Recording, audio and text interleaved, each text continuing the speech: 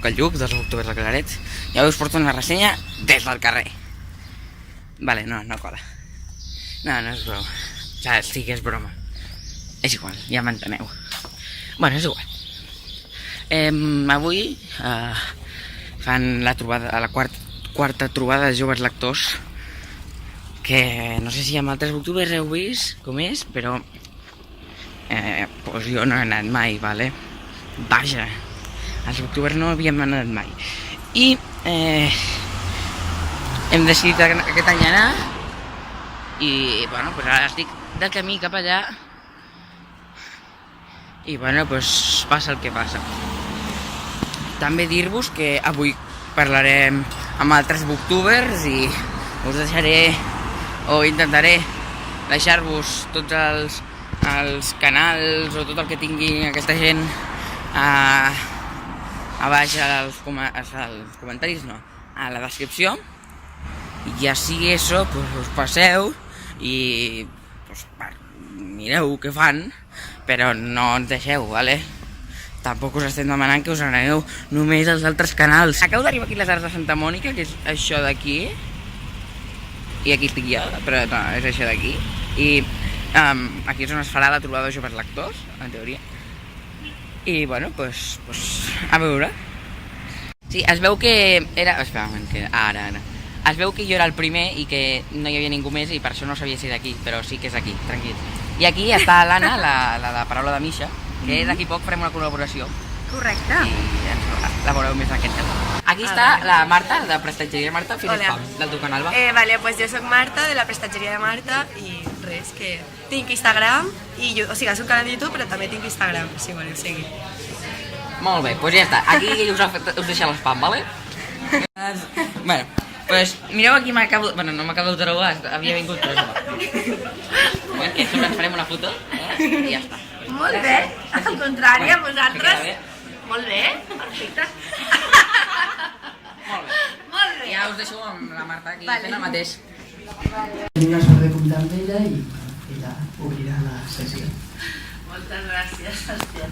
Sí, això de la màgia Borràs és una llegenda urbana. Jo no tinc res a veure amb la família de la màgia Borràs, però hi ha gent que diu que faig màgia Borràs i és veritat que estava previst que enviés un vídeo, però és a dir, vens des de Washington directament i arribes i inaugures, perquè és una cosa molt estimada el que llegeixes, perquè és de la Institució de les Lletres Catalanes, que com sabeu era a casa meva fins fa molt poc, i la quarta trobada, que arribem a la quarta trobada, també va ser un esforç des del primer moment. Vam apostar per oferir un punt de trobada als joves lectors que poguessin compartir les seves experiències, ho poguessin fer amb professors, amb bibliotecaris, amb editors, amb pares, amb mestres, no? Tenim un ventall de possibilitats que permetés veure quina és la força del nostre jovent i del nostre jovent que llegeix.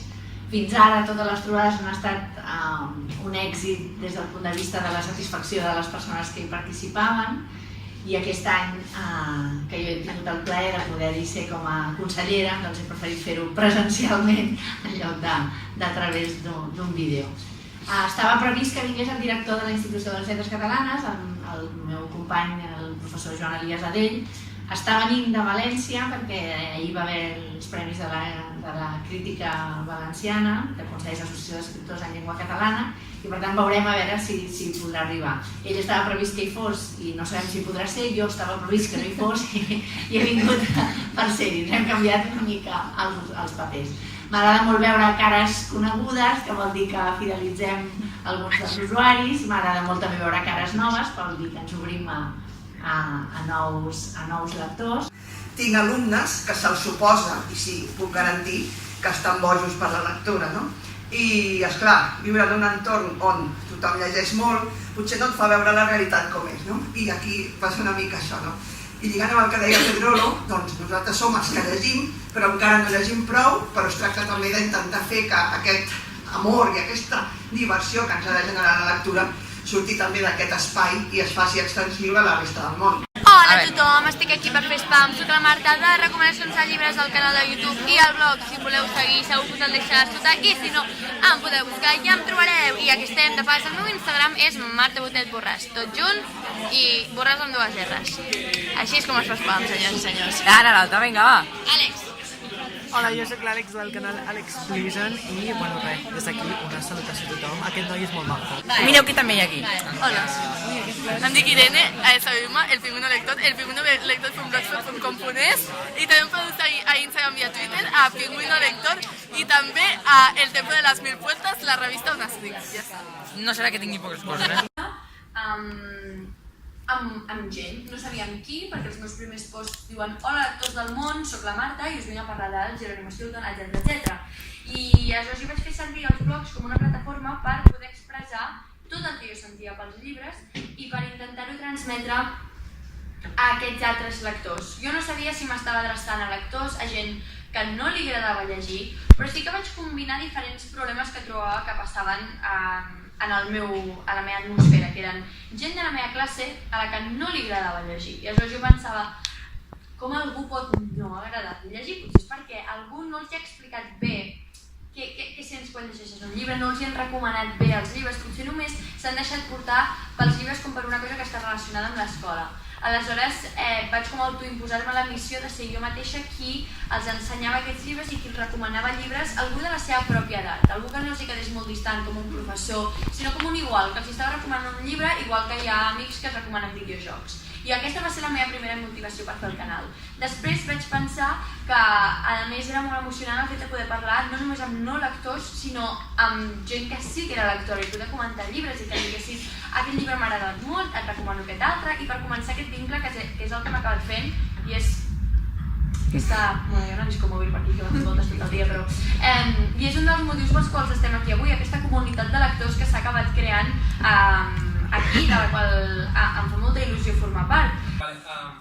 Hola, jo soc el Pol i com tothom el que estem aquí m'agrada molt llegir i la meva relació amb les xarxes socials i internet en general i la literatura va començar quan era petit, vaig venir a Manastor i al col·le on estava no hi havia massa gent friqui com jo que li agradés llegir, però gràcies, va ser llavors amb 8 anys o així que vaig conèixer fòrums com el que llegeixes o el fòrum de Laura Gallego i llavors per primera vegada vaig poder compartir aquest amor que sentia per la literatura amb altra gent.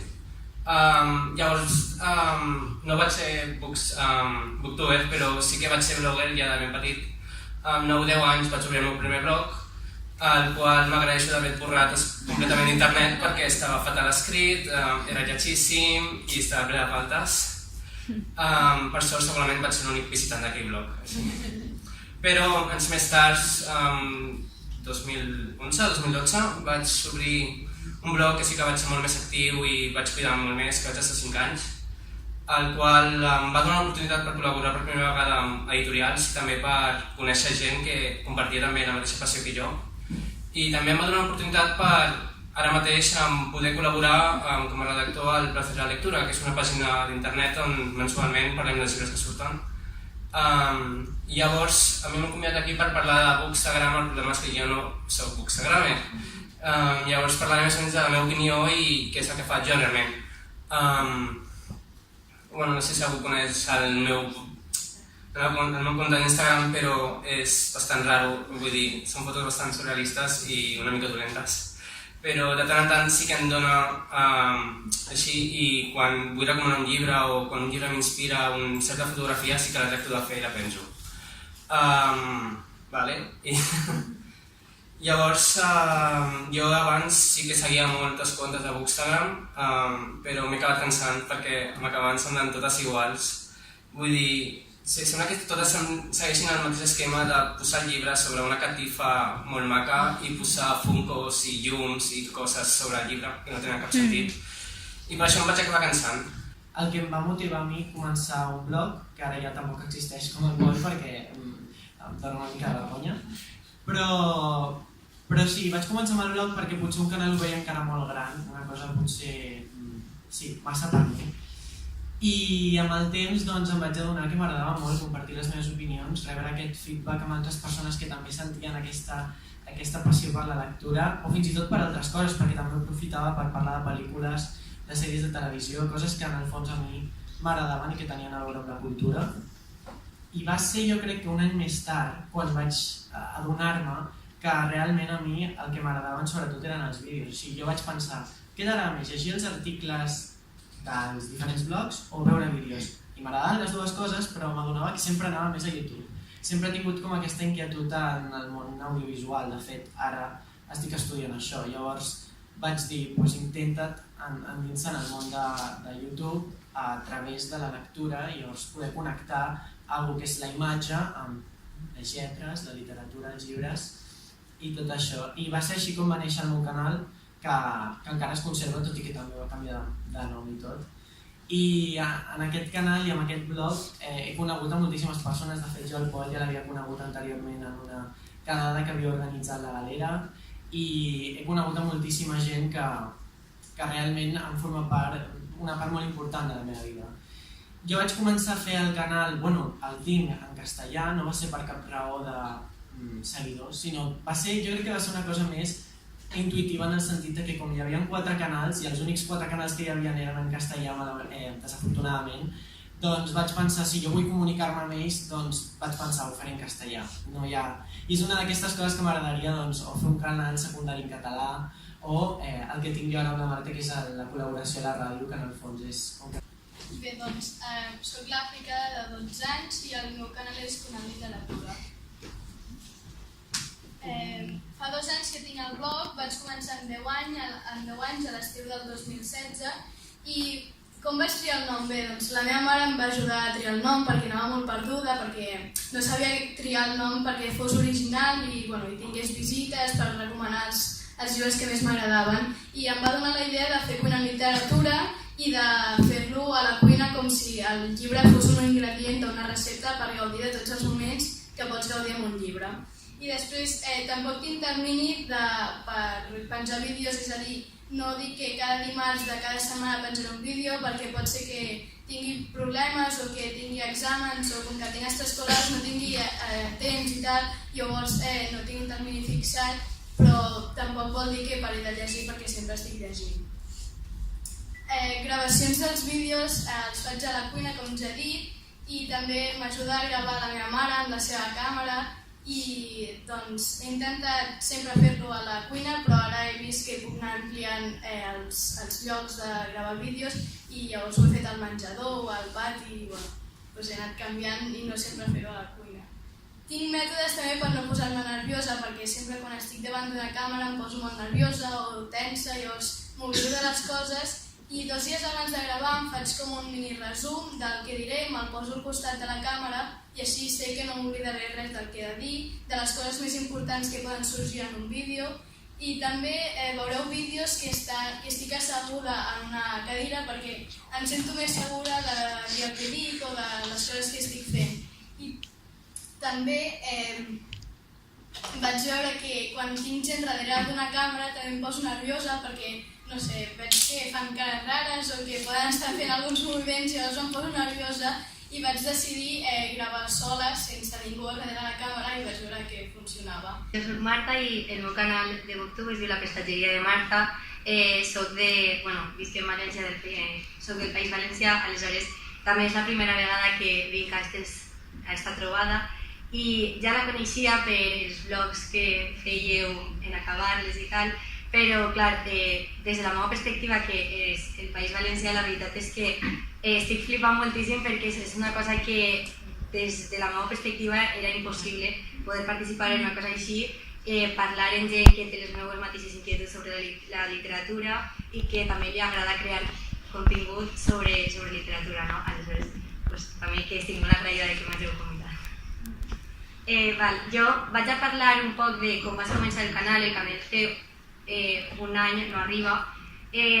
Jo vaig començar com a espectadora, vull dir, jo vaig començar a tindre l'interès de veure vídeos sobre llibres, no? Veia en castellà i en anglès i un dia, arran d'estar llegint llibres en valencià, català, em va sorgir el dubte de si podria veure també o seguir també booktubers en la llengua en la que estava llegint els llibres. Aleshores, seguia, per exemple, el canal de Marta Botet, el de Bernat de Peluts entre llibres, i un dia estava en les notícies, vas veure aquesta notícia que deia Bromera s'apunta al fenomen dels booktubers per a recomanar la literatura en valencià.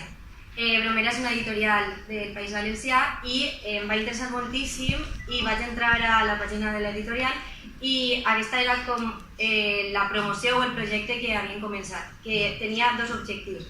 El primer era fomentar la lectura, perquè és una editorial i viu d'això, i el segon era fomentar l'ús del valencià a internet i a les xarxes socials. Aleshores em van interessar molt els dos objectius i Bromera el que va començar fent va ser una mena d'intercanvi, una promoció on qualsevol persona podia enviar un llibre, o sigui, una videoreseña sobre un llibre de Bromera a l'editorial, a un correu electrònic, i el que feia Bromera era, s'havia creat un canal a YouTube també que es diu Emocionat amb la lectura i l'editorial s'encarregava de publicar la videoreseña que tu ens enviares i a canvi es regalaven un altre llibre per a que continuares en la lectura. Aleshores, a mi em va interessar molt primer perquè era una manera d'aconseguir llibres gratis i per a mi la veritat és que era un incentiu molt gran i també perquè a mi la veritat és que sempre m'agrada moltíssim llegir i parlar sobre llibres i la veritat és que també he tingut un blog escrit abans i tal, però no acabava d'agafar una freqüència d'escriure sobre els llibres que llegia. I volia provar el format de vídeo, el format audiovisual, per veure si m'agradava més a l'hora de parlar de llibres. Bona tarda. Abans de començar, m'agradaria agrair la invitació que m'han fet al web de Que llegeixes, en especial l'Estima Cali. Ha tornat a comptar amb mi amb aquesta bona trobada.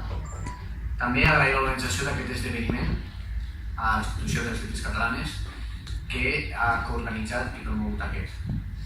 Dit això, avui voldria fer, com els companys i companyes de taula, un repàs sobre aquests 4 anys de vida, aquests 4 anys marcats per molts dels aquí presents per la literatura i la lectura. Prova d'aquesta tradició ha estat l'agrupació, com tenim aquí, de gent jove i adulta entorn als llibres, fons de coneixements de nous mons, visions diferents del nostre i més enllà de l'objectivitat que es pugui treure d'aquests llibres, la subjectivitat individual que es pot treure no només del lector, sinó també la de l'autor. És a dir, la plasmació dels sentiments que provenen de l'autor i que arriben al lector amb més o menys coherència. El seu torn ha servit per unir llaços entre moltes persones, com tenim aquí, per cantar el futur d'aquestes o per agafar experiències que hagin estat útils pel seu desenvolupament lector. En l'aspecte personal, he de dir que en 4 anys ha plogut molt. Per mi han canviat moltes coses. Jo vaig assistir a una edició d'aquest certamen amb uns 16 cap a 17 anys sense saber on m'estava ficant, amb molta timidesa, però també amb moltes ganes d'expressar la meva passió. Aleshores jo tenia un blog anomenat Cultura Niño Ovejero, en el qual escrivia ressenyes, també de llibres, també d'editorials, com Bromera i Algar, i d'altres articles culturals enllaçats amb la literatura, la cultura, la música, etc. I també vaig escriure trobades a les quals vaig assistir, sobretot les 2 primeres. Estirant el fil enrere. Sí. A mi m'agradaria preguntar-te, per començar, com eres tu de petit? Ets una persona així desperta i curiosa com se't veu ara? No ho sé perquè jo no hi era. És a dir, el meu jo d'ara diria sí, era un nen despert i intel·ligent, però és que ho som tots una mica, no? Perquè si no tens curiositat amb 2, 3, 4, 5 anys, què tens, no? Suposo que era un nen curiós, però torno a dir, no és una cosa específica, crec que ho tenim tots. El que passa que després, a mesura que ens anem fent grans, es va solidificant aquesta curiositat i l'anem perdent, diria, o sospito. Jo he intentat no perdre-la pel camí i no convertir-me en un cínic, aquesta seria la qüestió. Aquell nen, el primer contacte que tinc amb llegir és amb unes fitxes sobre ocells. És el que recordo, als 5 anys aproximadament, el primer que llegeixo és sobre ocells. És curiós, com és que el primer record que hem llegit, no sé si vosaltres també us ha passat, de tenir al cap el primer que vau llegir? El primer és una làmina sobre un ocell que es deia Piquituerto. A més, ho vaig fer en castellà perquè jo aleshores vaig viure 2 anys en un petit poble de Sierra Morena, a Còrdova. I allà és on vaig aprendre a llegir i evidentment allà es llegia en castellà. I el primer que entenc o que veig és aquell ocell, és un cartipàs, i són fitxes d'ocells, però aquell el tinc com molt clavat. Probablement és els primers dies que lligo lletres i aquelles lletres es converteixen en una paraula, aquella paraula la sé desxifrar i de sobte, pum, tot comença a connectar molt més ràpid. Acabem de quedar primers a un Kahoot. Sí, posa Booktubers claret. La Misha, i també aquells dos d'allà que ningú que ja s'estan pirant perquè s'han de pirar. Bueno, el que deia, que hem guanyat.